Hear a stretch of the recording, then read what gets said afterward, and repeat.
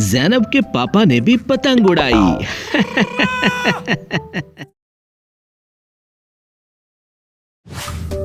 एक दिन अरशद अपनी बेटी के साथ घर की तरफ जा रहे थे।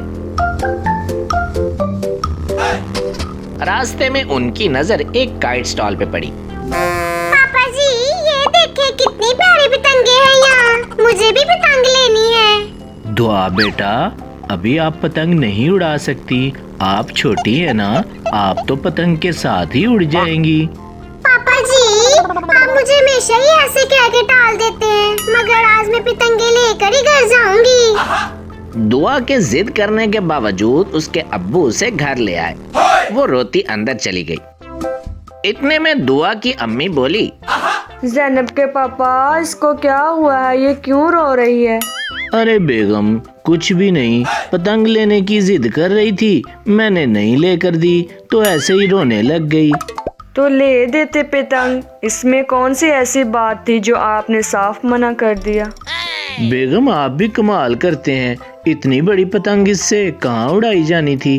ज़ैनब के पापा, आप कोई छोटी पतंग ले देते, छोटी पतंगे भी तो होती हैं ना। ये तो मैंने सोचा ही नहीं, मैं थोड़ी देर तक बाजार जाऊंगा तो ले आऊंगा। शुक्रिया बेगम। थोड़ी देर बाद अरशद बाजार में मौजूद काइट स्टॉल पे गया और छोटी पतंग के बारे में पूछने लगा। छोटी पतंग? ओ भाई, क्या हो गया है? यहाँ सब मुझसे बड़ी पतंगों का पूछने आते हैं और एक तुम हो जिसे छोटी पतंग उड़ानी है। वो मेरी बेटी के लिए चाहिए मुझे, आप बना लें। मेरी बेटी की तरह बहुत से बच्चे खुशी खुशी आपसे छोटी पतंगे लेने आएंगे। ओ भाई, अपने आइडिया अपने पास रखो तुम। लेना है कुछ तो बताओ, नहीं तो जाओ यहाँ से।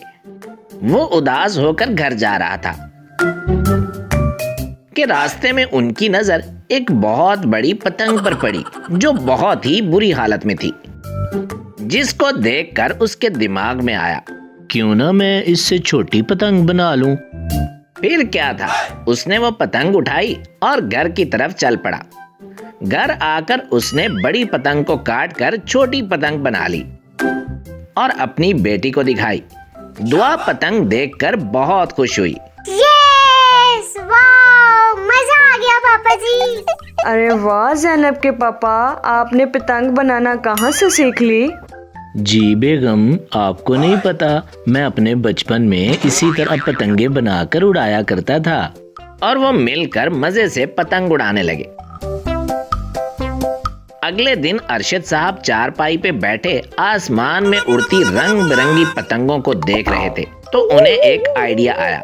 बस फिर बिना किसी को बताए बाजार गए और कुछ सामान लेकर घर वापस आ गए और अपने घर की छत पे जाके उस सामान से कुछ खूबसूरत पतंगें तैयार कर डाली।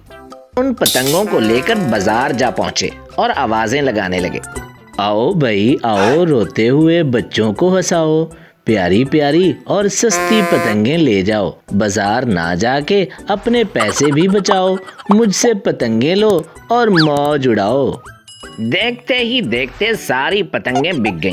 वो ऐसे ही रोज पतंगें बना के बेचने लगे। ऐसे उन्होंने बहुत सारे पैसे कमा लिए, जिसकी बदौलत कुछ ही दिनों में उन्होंने गांव में अपनी पतंगों की दुकान भी खोल ली, जहां बड़े तो बड़े बच्चों के लिए भी प्यारी प्यारी पतंगें थी। पापा जी, आपने मेरे लिए इतनी सारी पतंगे बना ली, मैं इतनी सारी पतंगे एक साथ कैसे उड़ाऊंगी? ये सुनकर सब हंसने लगे।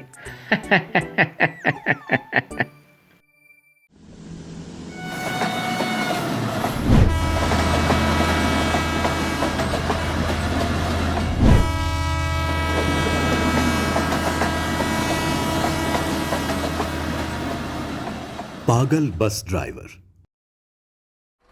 क्या राहील की टांग टूट गई? मगर कैसे? कल तो वो ठीक था। तो क्या मैं आपसे झूठ बोल रहा हूँ? चलना है शहर तो बैठ जाएं बस में, वरना करते रहें इंतजार राहील का, वो नहीं आएगा। ये सुनकर सब मुसाफिर परेशान थे। वो रोज राहील की बस में सफर किया करते थे, लेकिन आज उसकी जगह असद बस लेकर आया था, जो अपने आप को राहील का भाई कह रहा था। पहले तो वो घबराए, मगर एक एक करके बस में बैठ गए।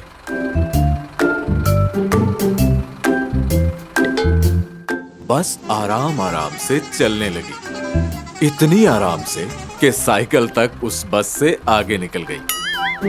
ओ भाई, आप थोड़ा तेज चला लो, मुझे जल्दी शहर पहुंचना है। जल्दी का काम शैतान का होता है जनाब। आपको जल्दी है तो आप किसी और बस में बैठ जाएं। आप सबकी हिफाजत मेरी जिम्मेदारी है। कुछ देर बाद जंगल में कुछ लोग खड़े हुए नजर आए। उन्होंने बस को रोका और उनमें से एक आदमी बोला, भाई, हम बारात लेकर वापस जा रहे थे कि रास्ते में हमारी गाड़ी खराब हो गई। क्या आपकी बस में जगह है? जगह ही जगह है जनाब। आप अंदर बैठ जाएं और औरतों को ऊपर बिठा दें। क्या ये क्या कह रहे हो तुम? मेरी बेटी, बीवी और बहू बस की छत पर सफर करेंगे क्या? जी हाँ, मेरी बस में खवातीन के लिए पर्दे का अलग इंतजाम है और ये इन्हीं की सेफ्टी के लिए है जनाब। अरे ये कैसी सेफ्टी है भाई? अगर जगह नहीं है तो हम ऊपर बैठ जाएंगे। तुम हमारी सीटें इन्हें दे दो।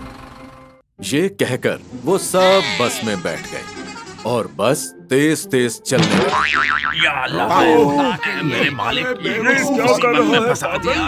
इतने में बस तेजी से एक ट्रेन के सामने से गुजरी।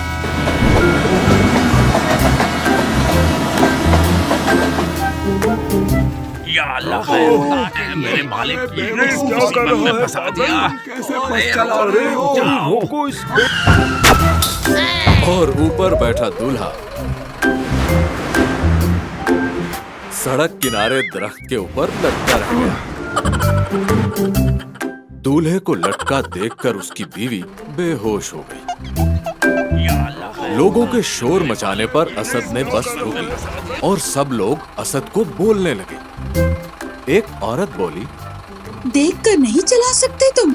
उधर मेरा बेटा दरख्त पर लटका दिया, इधर मेरी बहू बेहोश पड़ी है। कुछ अकल वकल है तुम में कि नहीं?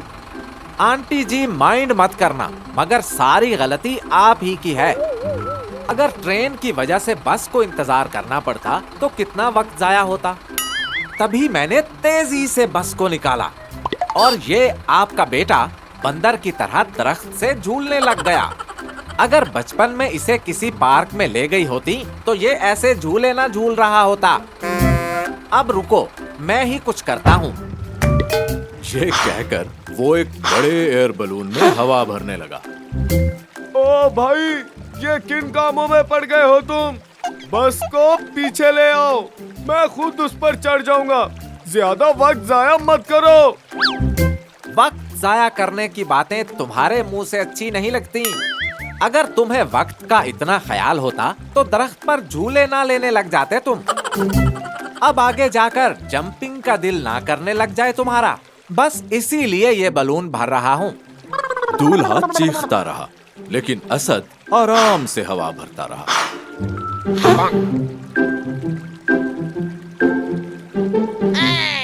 काफी देर के बाद वो बलून लाकर रखा और दूल्हे को जंप करने का कहने लगा। दूल्हे ने जैसे ही जंप किया तो वो उछलकर पास वाले तालाब में जा गिरा और उसके सारे कपड़े खराब हो गए। असद दूल्हे की हालत देखकर हंसते हुए बोला, अरे वाह, एक टिकट में डबल मजा। और अगर मजा मस्ती करते वक्त दाग लग जाएं, तो दाग तो अच्छे ही होते हैं ना।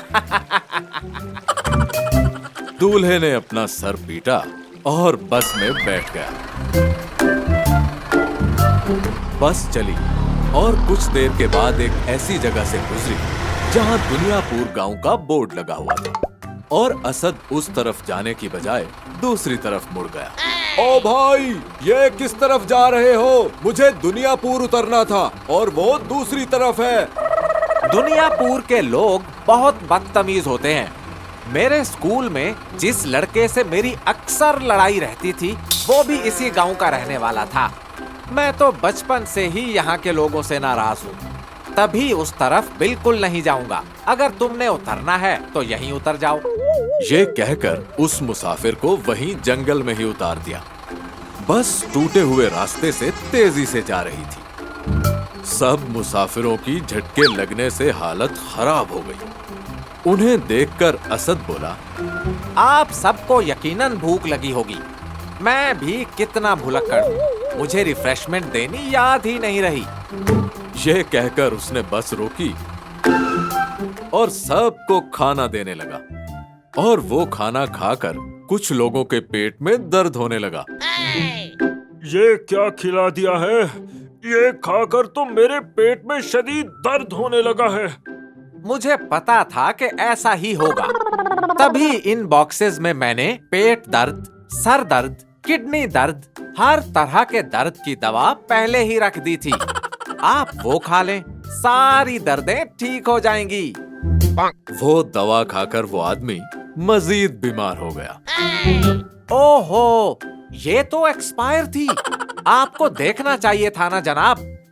अच्छा, फिक्र मत करें, शहर आ गया है। वहाँ एक डॉक्टर है, डॉक्टर असलम। वैसे है तो पागलों का डॉक्टर, मगर उसे मेरा नाम बताकर मिल लेना, डिस्काउंट मिलेगा। ये सुनकर वो बेहोश हो गया। शहर के बाहर कुछ लोगों ने बस को रोका और असद को पकड़ लिया। और इतने में वहाँ राहील भी आ गया। ये मेरा भाई है, कल ही पागल खाने से छूट कर आया है। डॉक्टर्स ने इसे घर में रखने का कहा था और मुझे कमरे में सोता हुआ बंद करके मेरी बस लेकर आ गया। वैसे आप लोगों को इसकी वजह से कोई परेशानी तो नहीं हुई?